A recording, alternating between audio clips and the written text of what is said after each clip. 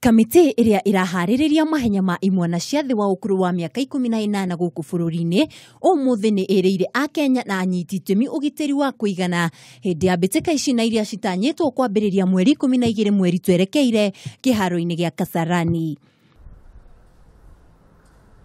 Akiaria hindi ya kunyafara mihango ya Mehariria maya, Minister wa ugitiri Joseph Nkaisery ni oigite ati Jumamothi niguo gugakorwo na igeria ria mbere ria kiharo giki. Basically, I'm very happy, and I'm here with the PS and the CEO, and we have come to Kasarani. Everything is going on very well. On Saturday, we will finish the run-up, the dry run rather, and then we will do the handover, and then the ceremonies will be able to begin as prepared and planned. Mwena-ini wake murugamiriri munene wa kamite ino Mwangi Muthia ni erire a Kenya gugikinyeria Jumamothi mihango yothe ni igakorwo itirihetwo na gutigakorwo na kihingisha o giothe.